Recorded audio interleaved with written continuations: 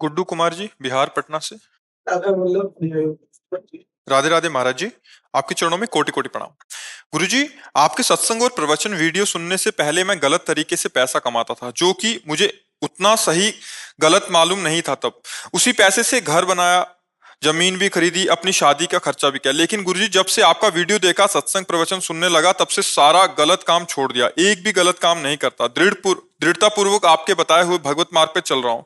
निरंतर राधा नाम जपने का भी प्रयास करता हूँ। महाराज जी, मेरा प्रश्न यह है कि जो घर, मकान, जमीन, वो सबका मैं अभी क्या करूं? उसमें रहूं, कुछ क्या करूं? नहीं, मुझे समझ उसी नहीं आ रहा। उसी में रहो। अब आगे से अबलो नशानी अबना न सही हो, और नाम जप करो, सब ठीक हो जाएगा।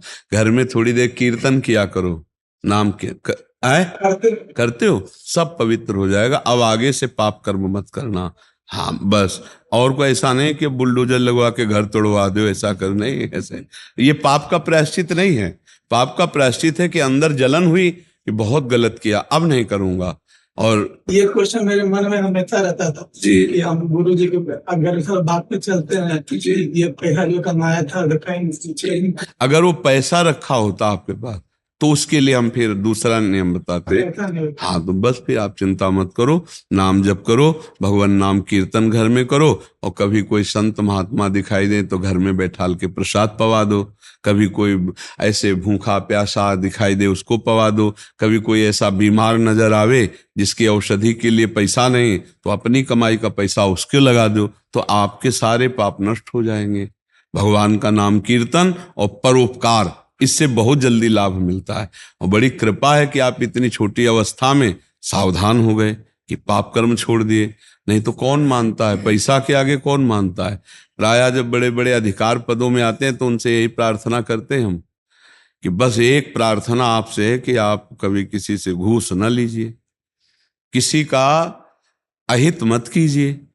सबसे बड़ा ज्ञान है। मान लो आप भारत के किसी पदों में हैं, तो आप निर्दोष को दंड मत दीजिए, दोषी को मत बख्शिए पैसा लेकर। वो पैसा आपका सर्वनाश कर देगा। जो पैसा अधर्म आचरण से, वो सर्वनाश कर देगा। तो जो गलती हो गई, अब मान लो जैसे आज तक हो गई, तो अब हो गई। अब लो नसानी अब ना नसइयो, अब आगे से नहीं करूंगा। खूब नाम जप करो। पर ये तब है जब तक आपको पता नहीं था। जैसे आप सुन लिया तो अब लगा एक पॉइंट तो है ही है, 2-4 साल बेईमानी करके बढ़िया बिल्डिंग खड़ी कर लेते हैं, और फिर बाबा से प्रार्थना कर देंगे कि गलती हो गई। तो वो फिर आपको दंड भोगना पड़ेगा। आपको पता नहीं है, अब सत्संग सुना, अब पता चला, तो अब लो नसानी अब ना नसइयो, आज तक गलत किया अब नहीं करूंगा, तो भगवान उसे क्षमा कर देते हैं। अहम तो हम सर्व पापेभ्यो मोक्षयिष्यामि मा शुचा। इसलिए डरो मत, नाम जप करो। दूसरों का कभी उपकार करने का अवसर आवे तो मेहनत की कमाई से उपकार कर देना दूसरों का, समझ रहे। कोई पशु पक्षी, कोई मनुष्य ऐसी दशा में हो जिसको आपकी जरूरत हो, तो आप पैसा लगाइए और शरीर से सेवा कीजिए, तो आपका ये जो पाप कर्म किया हुआ है वो सब नष्ट हो जाएगा। और नाम जप कीजिए, ठीक है। हाँ।